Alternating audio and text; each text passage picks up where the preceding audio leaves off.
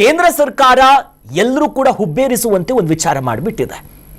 2,000 ಮೀರಿದಂತ UPI ವಹಿವಾಟಿಗೆ MDR ಶುಲ್ಕವನ್ನು ವಿಧಿಸುವ ಬಗ್ಗೆ ಕೇಂದ್ರದಲ್ಲಿ ಚರ್ಚೆ ಆಗ್ತಿದೆ. ದೊಡ್ಡ ವ್ಯಾಪಾರಿಗಳ UPI ವಹಿವಾಟಿಗೆ ಶುಲ್ಕವನ್ನು ವಿಧಿಸುವ ಪ್ರಸ್ತಾವನೆಯನ್ನು ಮುಂದಿಡಲಾಗಿದೆ. ಅಂದ್ರೆ 2,000 ರೂಪಾಯಿಗಿಂತ ಹೆಚ್ಚಿನ ಈ UPI ವಹಿವಾಟುಗಳ ಮೇಲೆ -0.3 ಇಂದ 0.5ರಷ್ಟು MDR ವಿಧಿಸುವುದಕ್ಕೆ ಪ್ರಸ್ತಾವನೆ ಇದೆ. UPI ಬಳಕೆದಾರರಿಗೆ ಕೇಂದ್ರದಿಂದ ದೊಡ್ಡ ಮಟ್ಟದ ಶಾಕ್ ಇದು.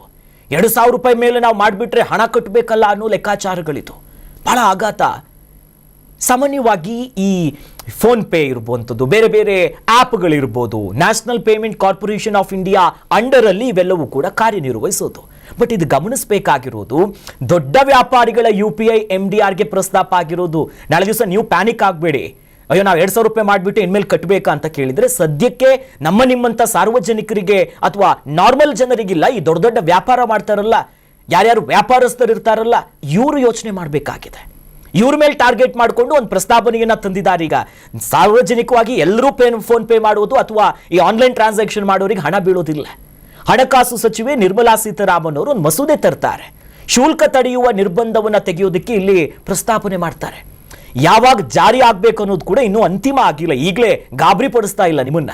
ಅಂದ್ರೆ ನೀವು ಒಬ್ಬರಿಂದ ಇನ್ನೊಬ್ಬರಿಗೆ ಹಣ ಕಳಿಸುವಾಗ ಇಷ್ಟು ದಿನ ಯಾವುದೇ ರೀತಿ ಶುಲ್ಕ ಇರಲಿಲ್ಲ. ನೀವು ಯಾವುದೇ ಆ್ಯಪ್ ಯೂಸ್ ಮಾಡಿಕೊಂಡು ಕೂಡ UPI ಮೂಲಕ ಪೇಮೆಂಟ್ ಮಾಡ್ಬೋದಿತ್ತು. ದಿನಸಿ ತರಕಾರಿ ಖರೀದಿಗೆ ಯಾವುದೇ ಪರಿಣಾಮಗಳಿಲ್ಲ. ಆದರೆ 95% ವಹಿವಾಟಿಗೆ ಶುಲ್ಕಗಳೇ ಇರಲಿಲ್ಲ. ದೊಡ್ಡ ವಹಿವಾಟುಗಳ ಮೌಲ್ಯ 65% ಆದ ನಂತರದಲ್ಲಿ ಈಗ ಜುಲೈನಲ್ಲಿ 2,370 ಕೋಟಿ UPI ವಹಿವಾಟಾಗಿದೆ. ಜುಲೈನಲ್ಲಿ ಮಾತ್ರ, ಇದು ಇಡೀ ವರ್ಷದ್ದಲ್ಲ. ಹಾಗಾಗಿ ಇಂಥ ವಹಿವಾಟುಗಳಿಗೆ ನಾವು ಒಂದಿಷ್ಟು ಬ್ರೇಕ್ ಹಾಕಬೇಕು, ಒಂದಿಷ್ಟು ಟ್ಯಾಕ್ಸ್ ಹಾಕಬೇಕು ಅನ್ನೋ ನಿಟ್ಟಿನಲ್ಲಿ ದೊಡ್ಡ ಉದ್ಯಮೆದಾರರ ಮೇಲೆ ಕಣ್ಣಿಟ್ಕೊಂಡು ಈಗಂತೂ ಪ್ರಸ್ತಾಪನೆ ಇದೆ.